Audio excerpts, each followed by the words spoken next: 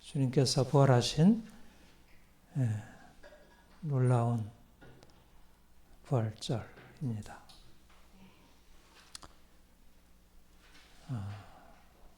가장 놀라운 사건이고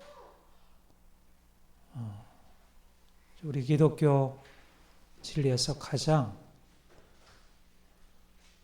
세상이 이해할 수 없는 가장 탁월한 진리가 이 부활하신 그리스도께서 죽은 자 가운데서 부활하셨다.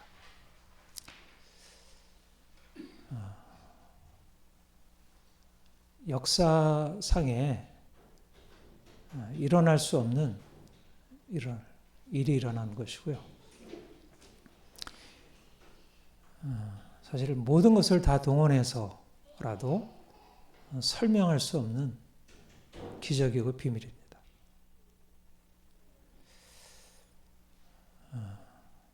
사실은 우리가 이제 말씀을 믿고 주를 섬기는데 예수님이 우리를 위하여 십자가 죽으시고 그 십자가로 인하여 우리가 죽은 자 가운데서 벗어나서 생명 얻게 되었다.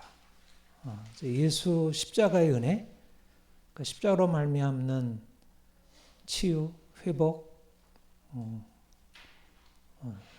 새 생명의 은혜를 우리가 많이 듣고 그를 적용해 왔는데, 그런데 우리가 정말 알아야 할 진리는 예수 그리스도께서 죽은 자 가운데서 부활하셨다는 것이 우리의 삶에 어떤 변화를 가져왔는가, 그리스도께서 죽은 자 가운데서 부활하심으로 말미암아 우리가 무엇을 얻게 되었는가, 무엇을 얻을 것인가 하는 것이 너무너무 중요합니다. 왜 예수님이 부활하셨다는 것을 우리가 기념하는가?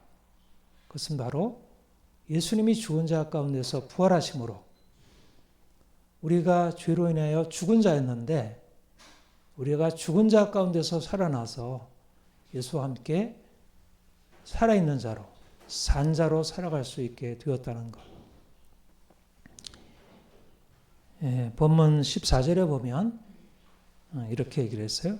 주 예수를 다시 살리신 이가 예수와 함께 우리도 다시 살리사 너희와 함께 그 앞에 서게 하실 줄을 아노라. 예수께서 죽은 자 가운데서 다시 살아나심으로 우리도 그와 함께 다시 살게 되었다.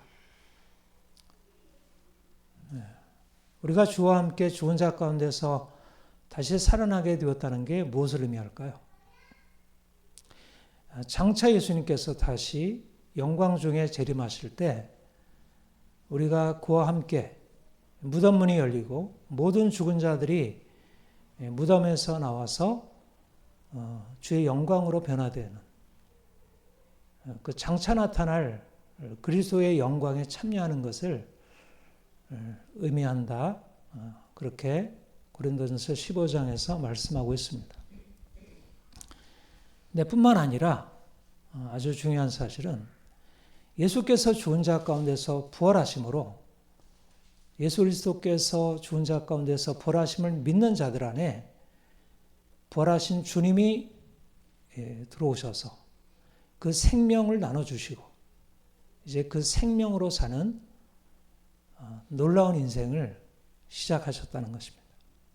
말하자면 예수님께서 죽은 자 가운데서 부활하심으로 예수를 믿는 자들마다 더 이상 이전의 생명, 죄로 인해서 죽은 자 되었던 육체의 생명으로 살아가는 것이 아니라 그리스도의 영원한 생명, 신령한 몸으로 부활하신 그리스도의 그 영원한 생명을 가지고 이 땅에 살아가는 것입니다. 여러분, 영성이라는 말을 많이 쓰고 있죠. spirituality. 영성이라는 말은 기도를 많이 하고 무슨 신비한 체험을 하고 영적인 은사를 갖고 그런 것이 아니고, 영성이라 하면 예수의 생명이 우리의 현실적인 삶에 나타나는 것입니다. 우리가 본래는 육체로 태어나서 육체로 살아가고 있는데 우리가 예수님을 믿음으로 거듭나 우리가 육체로 사는 인생이 아니라 예수님의 생명, 부활하신 주의 생명으로 살아가는 것, 이것을 영성이라 그렇게 얘기해요. 이게 바로 영성이란 말은 다시 말하면 삶의 변화입니다. 주님 믿는 사람들은 삶이 전혀 다르다는 것. 영적인 삶, 육체의 삶이 아닌 영적인 삶. 그래서 우리가 예수님이 우리 안에 계심으로 주님이 우리 안에 그의 생명을 나눠주심으로 이제는 우리 안에 예수님의 생명이 나타나는 거예요. 그러니까 우리가 이제는 주님과 연합한 자가 되어서 우리의 삶에 나의 인간적인 특성, 내가 부모로부터 물려받은 것, 내가 성장하면서 내게 주어졌던 것, 또 주변의 사회 영향에 의해서 내게 습득되고 지금도 살아가고 있는 것. 그게 아니고 우리 안에 하나님의 생명, 예수님의 생명이 들어와서 우리의 삶이 그분의 형상으로 변화되는 것입니다. 그런 일이 일어나고 있나요?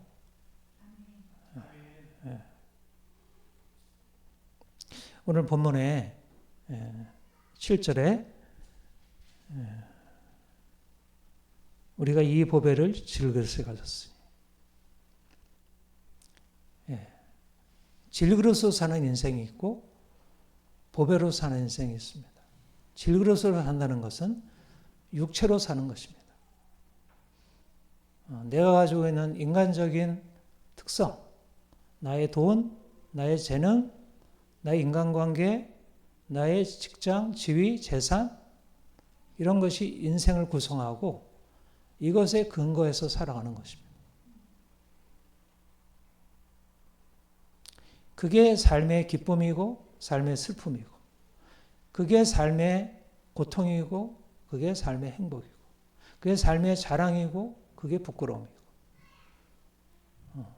질그릇으로 사는 것입니다.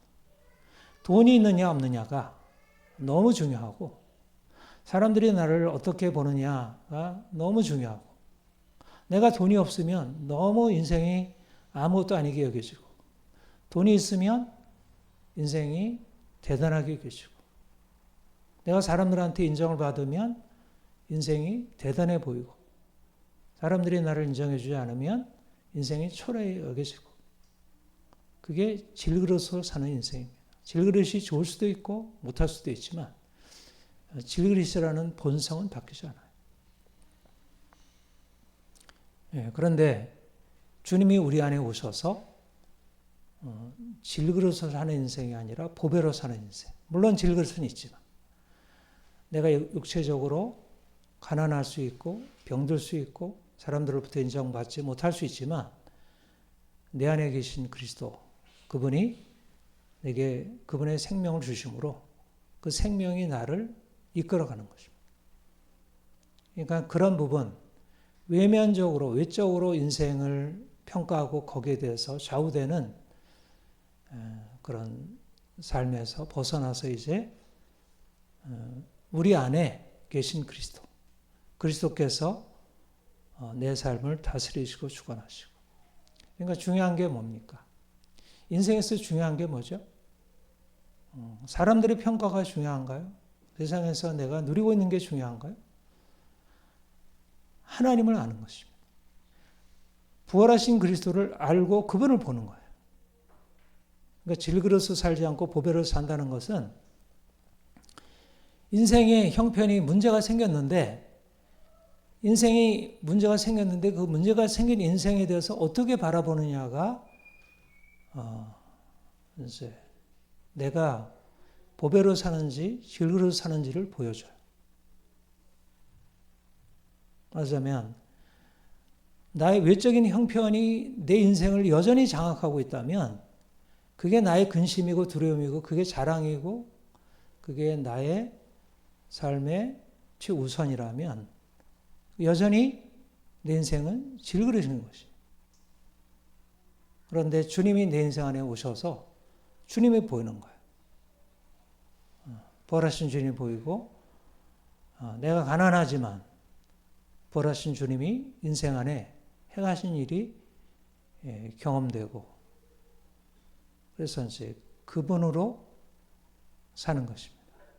나로 사는 게 아니라 그분으로 사는 것. 내가 가진 무엇으로 사는 게 아니라 나를 가지신 그리스도로 사는 것. 이것이 바로 이 보배를 질그릇에 가졌으니 라는 말씀의 의미입니다.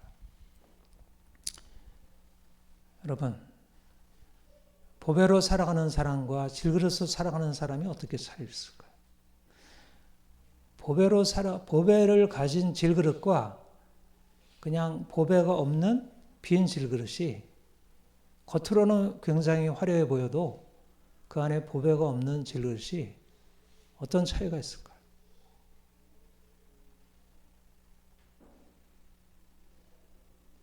여러분이 주님 만나서 보배가 인생 안에 들어와서 내 인생을 이끌어갈 때 어떤 변화가 일어나나?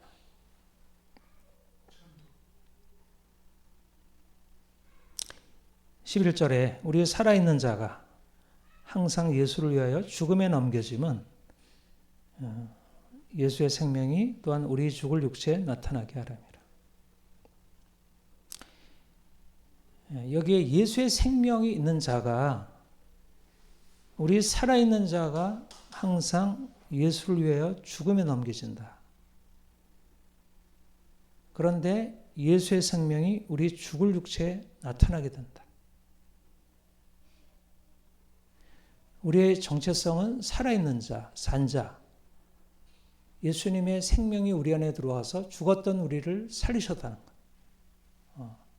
여기서 살아있는 자라 함은 예수님께서 죽은 자 가운데서 살아나신 것처럼 우리도 이전에 아담으로부터 물려받았던 그 육체의 생명, 죽어있는, 죄로 인하여 죽어있는 생명이 아니라 그리스도의 생명을 가진 자, 예수의 생명을 가진 자라는 것입니다. 근데 왜 죽음에 넘겨지나요? 왜 죽음에 넘겨질까? 여러분, 살아있는 자가 죽음에 넘겨진다는 말이 좀 이상하지 않아요? 왜 죽음에 넘겨져요? 그것은 예수의 생명이 내 안에 있는데 내 안에 있는 예수의 생명 때문에 세상으로부터 미움을 받고 세상으로부터 박해를 받는다는 거예요. 이게 사도 바울의 경험이죠. 그렇죠? 사도 바울이 다메섹 도성에서 주님 만난 이후에 그 인생 안에 일어난 일은 바로 죽음에 넘겨지는 것이었어요.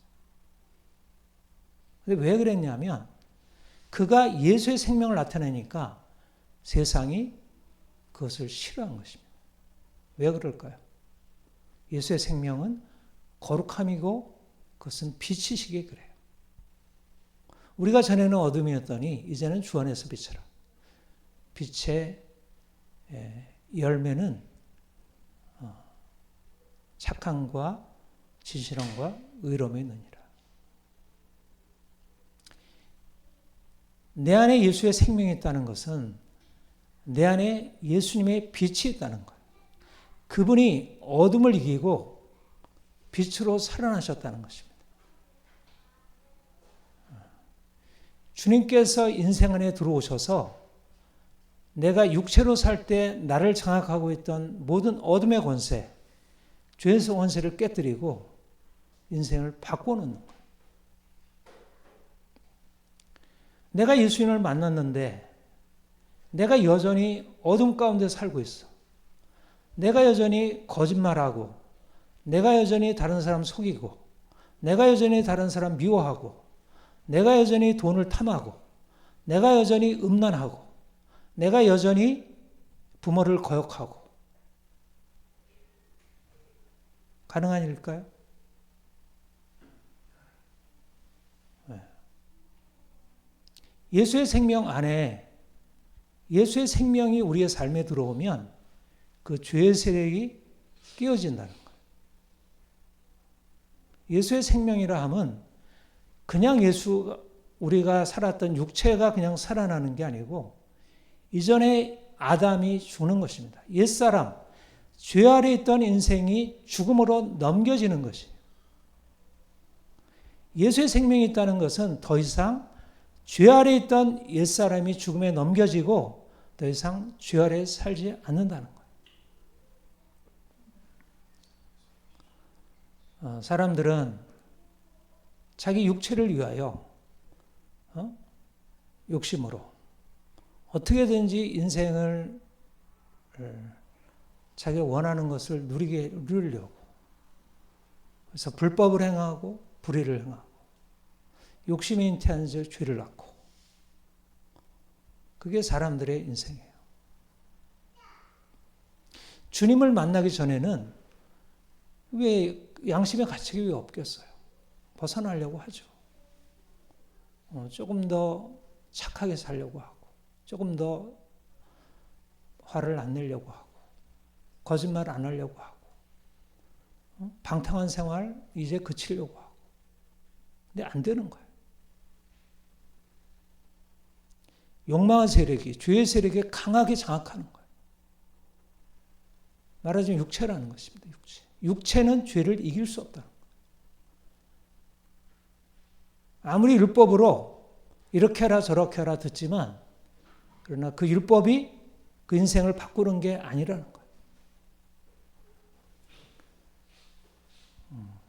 오히려 율법이 와서 탐내지 말라, 거짓말하지 말라, 도둑질하지 말라. 그런데 오히려 그게 마음 안에 탐심을 다른 사람을 것을 빼앗고자 하는 마음을 거짓을 불러일으켜서 더 악하게 만드는 거예요. 여러분 이것이 사람들의 삶의 공경이고 문제예요. 문제는 돈이 없은 게 문제가 아니고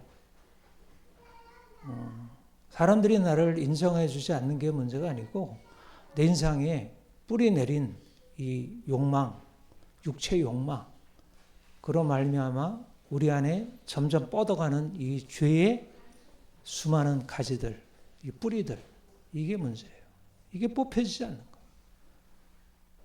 도덕으로도 사회법으로도 수많은 벌로서도 이게 해결이 안 되는 거예요. 그런데 주님이 우리 안에 오셔서 우리가 육체를 십자가에 못 박고 내가 죽고 주님이 내 안에 사실 때 말하자면 예수의 생명이라 함은 우리가 예수로 말미암아 다시 살아났다 함은 우리가 이제 더 이상 나의 욕망에 따라 나 자신으로 사는 게 아니고 하나님이 내 인생 안에 들어오셔서 나를 바꾸시는 그런 능력이 내 삶에 경험되는 것입니다. 네. 이런 기적이 일어날까요? 네. 우리 인생이 그렇게 바뀔 수 있을까요? 진짜? 네. 진짜 그런 변화가 일어나는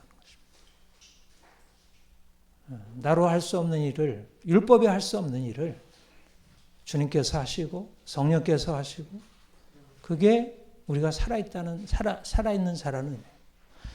그렇게 해서 이제 살아있는 자로 나가니까 결국 세상과 뚜렷한 대조가 일어나는 것입니다. 빛으로 나가니까. 그래서 부딪히는 거예요. 세상이 선하고 착하고 의롭고 그것을 좋아하는 부분도 있죠. 세상이 다 악하지만 않죠. 세상은 한편으로 그것을 좋아하고 인정하기도 하지만 그러나 사람들은 별로 그게 마음에 안 들어요. 자신의 악을 드러내니까.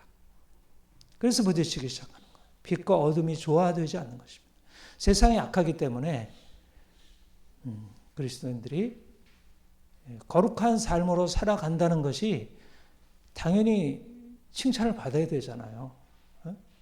도덕적이고 윤리적이고 선하다는 것은 칭찬을 받아야 되잖아요. 정직한 사람이 칭찬을 받아야 되잖아요. 그렇죠? 깨끗한 사람이 칭찬을 받아야 되잖아요. 방탕한 것을 멀리하는 사람이 칭찬을 받아야 되잖아요. 예? 다른 사람 빼앗고 이런 사람보다 자기 걸 나눠주는 사람이 칭찬을 받아야 되잖아요. 근데 오히려 세상은 그런 사람이 싫은 거예요. 세상이 점점 악해지기 때문에.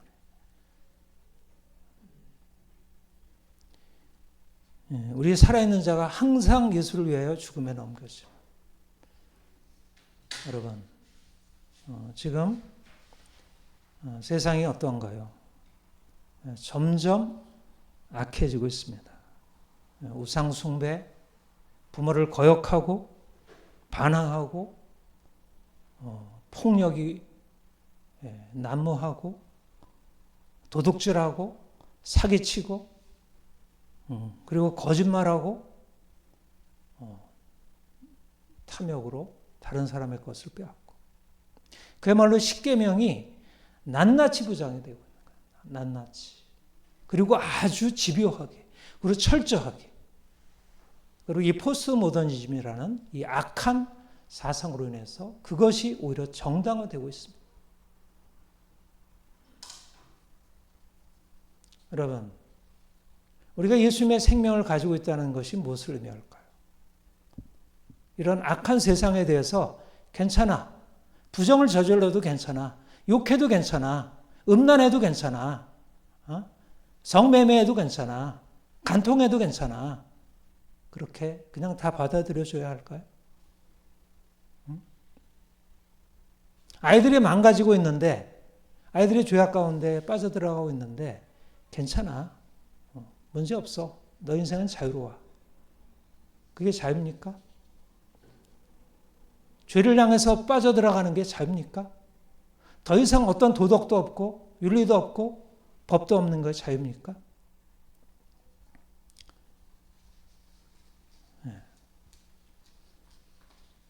예수의 생명이 없으면 결국 어둠을 빛이라 하고 빛을 어둠이라 하게 돼요. 억압을 자유라고 하고 자유를 억압이라고 생각하게 돼요. 여러분, 자유로함은 거룩함이 자유예요. 하나님의 말씀에 복종하는 것이 자유입니다. 불순종은 자유가 아니라 그것은 억압이고 예속이에요.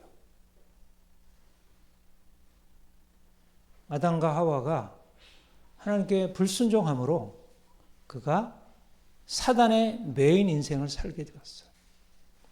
오늘날 사람들이 자유의 이름으로, 성적인 자유의 이름으로 아이들이 어려서부터 죄에 매이고 사단에 매여서 인생을 평생 동안 고통 가운데 살아가고 있어요.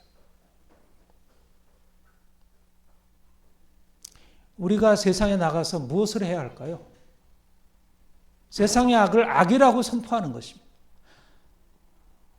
사기치는 것을 사기쳤다고 얘기를 하는 거예요. 거짓말하는 것을 거짓말했다고 얘기를 하는 거예요. 부정선거는 틀렸다고 말하는 것입니다. 사소한 죄악에 대해서 눈 감아주는 것, 그것은 사랑이 아니에요. 어린 자녀들을 악하게 살아가고 있는데, 세상 것 따라가고 있는데 괜찮아, 그럴 수 있지. 그것은 사랑이 아닙니다. 죄악을 저지르는 나의 주변 사람들에 대해서 무엇이 사랑일까요? 징계하는 게 사랑이에요. 징계가. 율법에 사라진 것은 그것은 결코 생명이 아닙니다. 예수 생명이란 결국 그 악한 병든 자유로부터 사람들을 건져내어 진정한 자유로 나가는 것이에요. 우리가 원래 우리의 의지가 자유롭지 못했어요. 이걸 노예의지라고 해요. 칼빈 루터가, 어거스틴 칼빈 루터가 한 말이에요.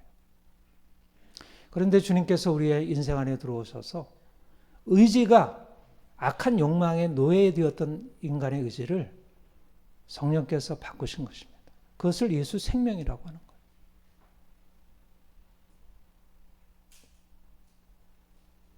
예수님의 생명이 참 포도나무신 예수의 생명이 우리 안에 들어와서 악한 의지, 노예 의지로 살던 인생을 이제 선한 의지, 착한 의지로.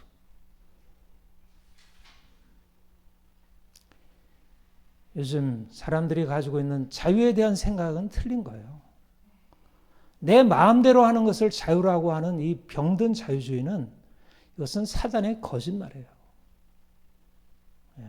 아이들이 포르노 보고 악한 게임들을 하고 그것을 자유라고 하는 것은 이것은 사단의 거짓말입니다. 그런 것에서 건져내야 돼요. 그것과 싸워야 돼요. 그래서 그것 때문에 고난을 받아야 돼요. 아이들과 싸워야 되고 그것을 조장하는 이 사회의 문화와 싸워야 되고 악한 제도들과 싸워야 되고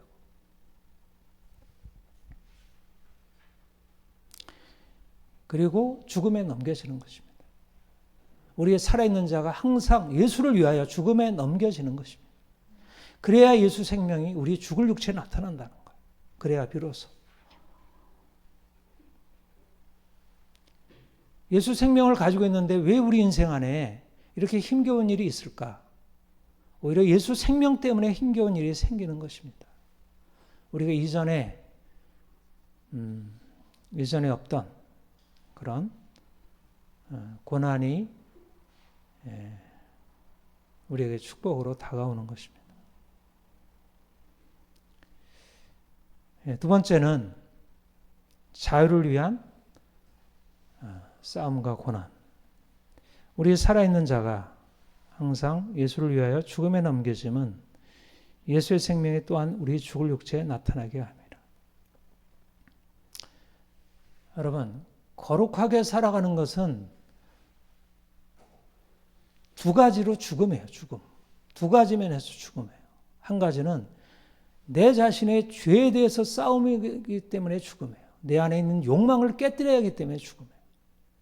내가 그동안 해오던 것, 내가 마음껏 자유롭게 해오던 것을 깨뜨려야 하니까 고통스러운 거예요. 물론 주님께서 하시는 일이긴 하지만 내가 주님께 연합해서 주님의 은혜로 말미암아 하시는 일이지만 내 죄악된 욕망을 깨뜨리는 것은 죽음이에요. 고통이에요. 수술을 받는 것입니다. 그래서 고통이에요. 그것은 결코 행복한 것이 아니에요. 고통스러운 수술의 과정이에요. 이것을 피할 수 없어요. 거룩하게 된다는 것, 우리가 죄로부터 자유케 되어서 자유로운 삶을 살아간다는 것은 고통을 지불해야 합니다. 단호하게 끊어야 돼요. 이전에 행하던 악한 습관들을 끊어내야 돼요. 술이든 담배이든 포르노든 거짓말이든 다 끊어내야 돼요. 그런 것을 허용하면 결국 인생은 결국 사단에 매어 살게 돼요. 광야에서 그 죽음의 과정을 거쳐가야 됩니다. 마약에서 나오려면 그 고통스러운 금단의 시간을 거쳐가야 돼요. 알코올 중독에서 나오려면 그 금단의 시간에서 나와야 돼요. 금단의 시간을 거쳐가야 합니다. 소비 중독에서 나오려면 그 금단의 시간을 거쳐가야 돼요. 힘든 시간을 거쳐가야 돼요. 그리고 내가 깨끗게 되면 사람들로부터 인정받나요? 인정받지 못한다니까요. 사람들의 미움을 견뎌야 돼요.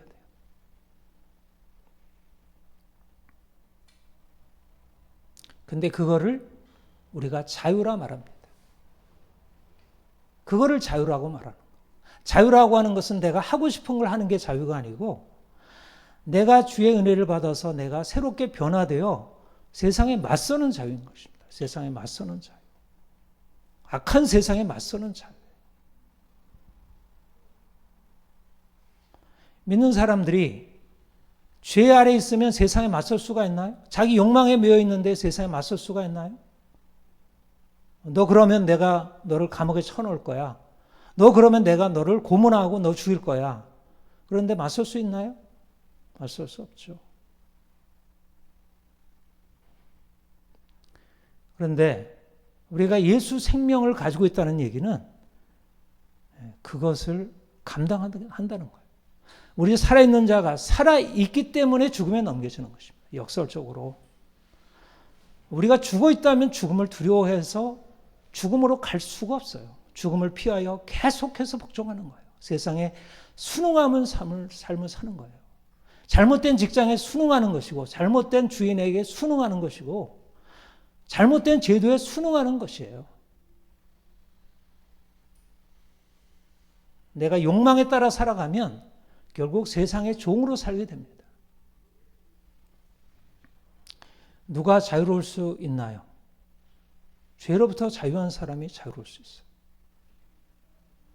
죽은 사람이, 죽고 다시 산 사람이 세상에 대해서 자유로울 수 있어요. 세상의 돈이나 세상의 권력이 나를 감히 어떻게 못하는 것입니다. 예수님이 어떻게 십자가에 달리셨나요? 세상에 맞섰기 때문에 달리신 거예요. 바리새인들의 율법에 맞섰기 때문에 달리신 거예요. 예수님 안에 그 하나님의 생명이 없다면 그가 맞설 수 있나요? 예수님의 생명이 있다는 얘기는 예수님과 같이 세상의 악한 제도에 순응하며 살지 않는다는 것입니다. 바리새인의 율법에 순응하며 살지 않는다는 거예요. 로마의 권력에 순응하지 않고 산다는 거예요. 바울은 어떤가요? 바울 여기 우리가 항상 예수를 위해서 죽음에 넘겨지는 거. 왜 그런가요? 당시에 유대인들의 유대주의, 그들의 율법주의에 대해서 그것을 잘못을 지적하고 거기에 따라가지 않은 것이. 그리고 로마 권력에 대항해서 주의 복음을 전한 것이. 여러분, 지금 우리나라가 체제전쟁한다 하면서 지금 우리나라가 사회주의로 나아가지 않을까 하는 두려움을 가지고 있어요. 실제적으로 사회주의자들은 나라를 신앙의 자유, 양심의 자유, 언론의 자유, 집회 결사의 자유 싫어해요. 자신들이 꿈꾸는 유토피아를 이루려면 그 자유를 억압해야 돼요. 그게 중국의 사회주의든 서유럽의 새로운 사회주의든 다 사회주의자들은 자신들이 꿈꾸는 인본주의적인 그 유토피아를 위하여 진정한 자유, 양심의 자유, 신앙의 자유 이런 것을 억압을 해요. 지금 서구에서 그런 일이 일어나잖아요. 영국에서 낙타의소 앞에서 자기가 주님 만나기 제대로 주님 만나기 전에 낙태했던 아이를 위해서 기도했다고. 속으로 기도했다고. 당신 뭐하고 있어? 내가 전에 뭘 모르고 그때 아이를 낙태를 했는데 성령께서 나에게 그걸 비추셔가지고 그것이 너무 고통스러워서 그것을 위해서 기도했다고. 그랬더니 감옥에 가둬놓은 거예요. 사상범죄라고. 여러분, 영국, 기독교 국가인 영국이 생각할 수 있는 일인가요? 캐나다, 호주도 지금 그런 법이 만들어지고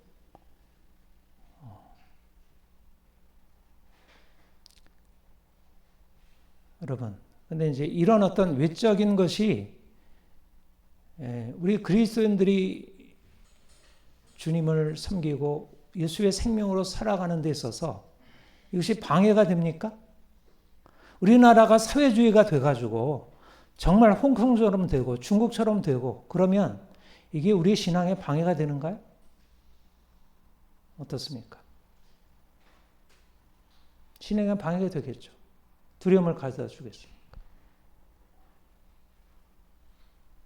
근데 본문은 어때요? 그게 방해가 됐나요? 예수의 생명이 그것 때문에 방해를 받았나요? 방해를 받지 않았습니다. 뚫고 나간 거예요.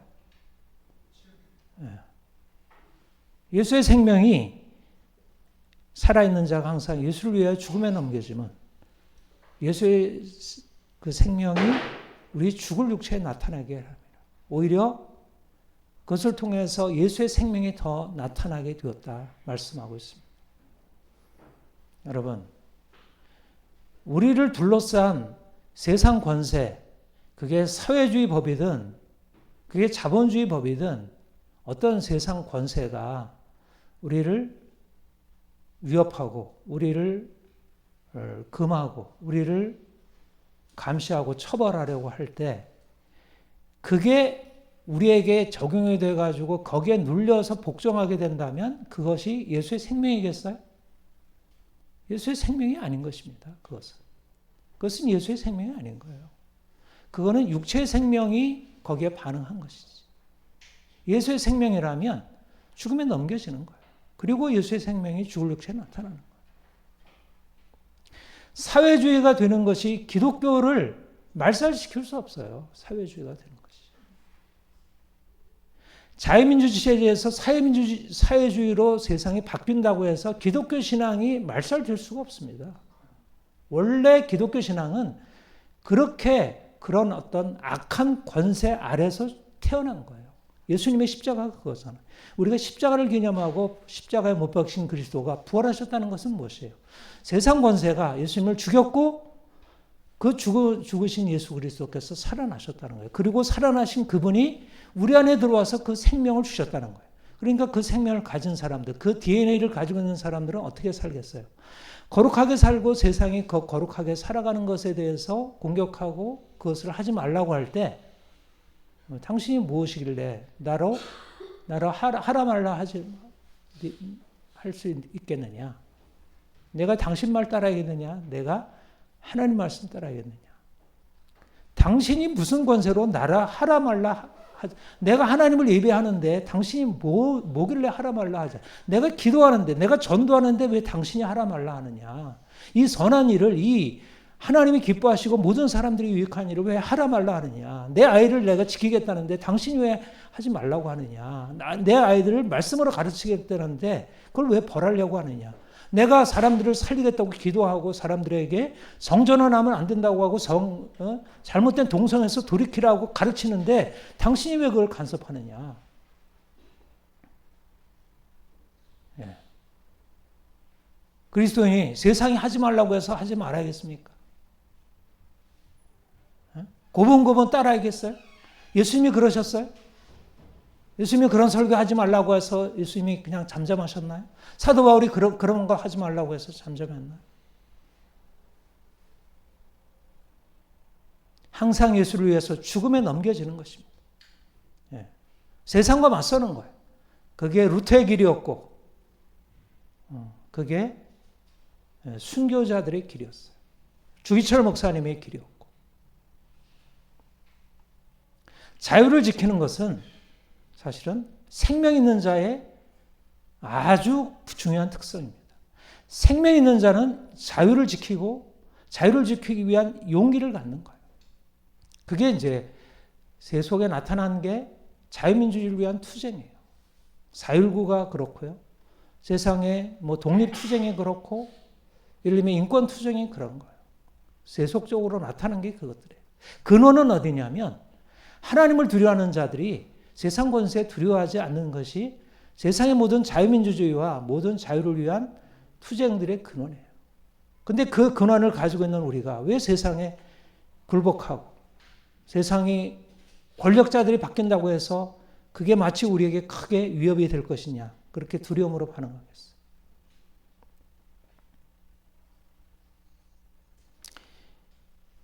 우리는 주님께 속한 자들입니다.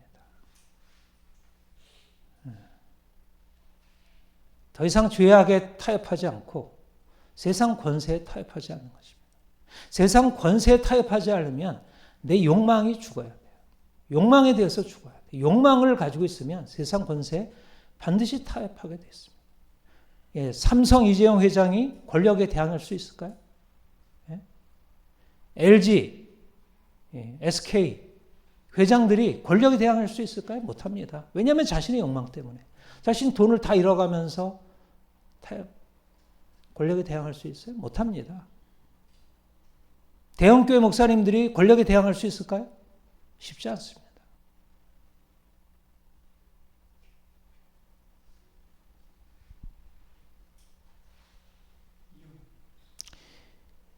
중요한 것은 뭐냐면 주의 고난이 우리를 자유케 한다는 것. 거룩함이 우리를 자유케 하고 고난이 우리를 자유케 하는 거예요. 고난이. 예, 본문에 그렇게 말씀했잖아요. 8절 9절.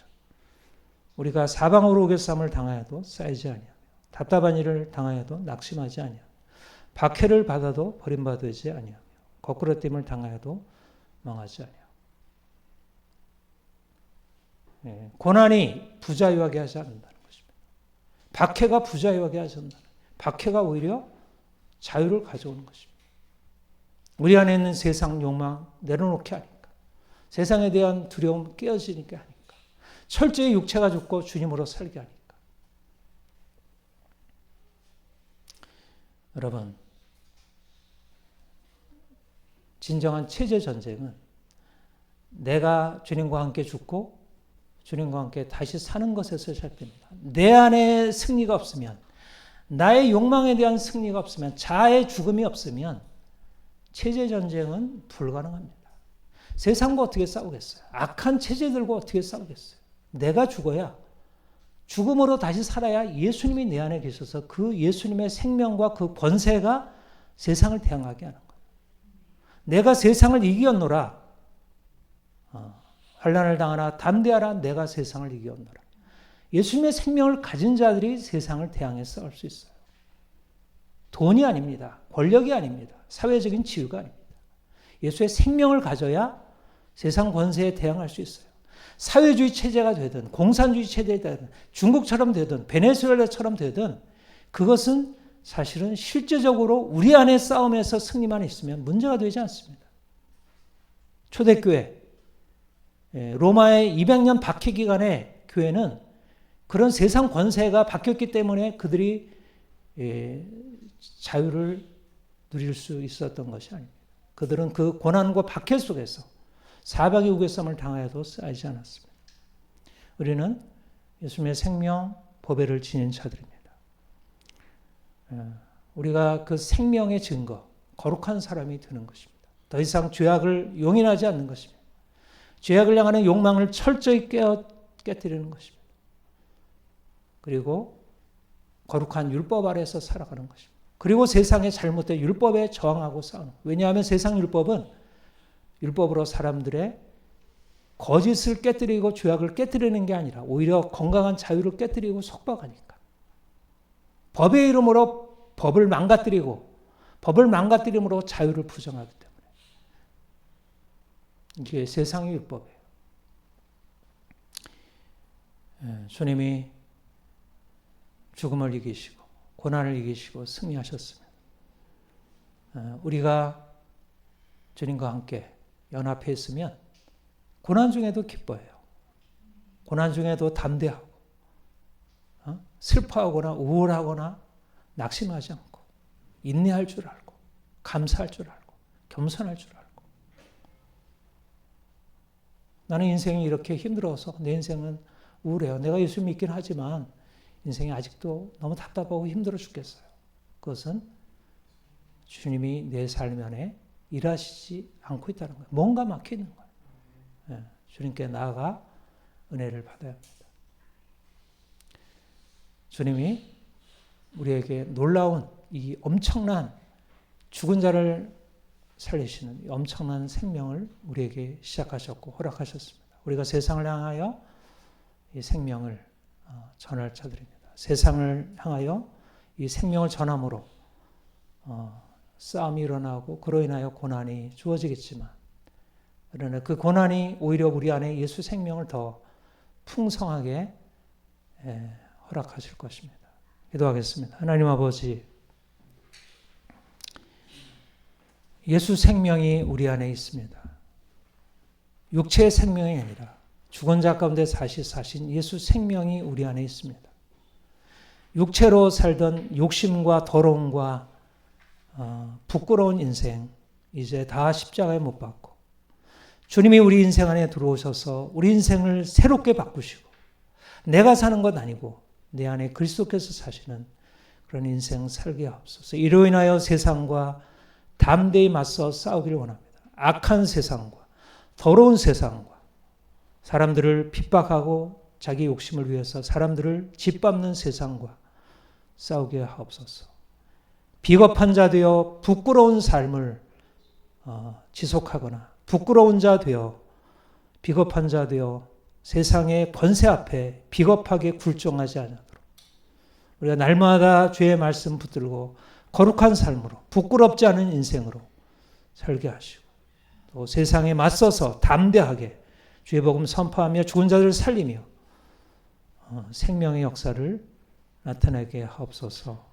감사합니다. 예수님의 이름으로 기도합니다. 아멘. 네, 찬송가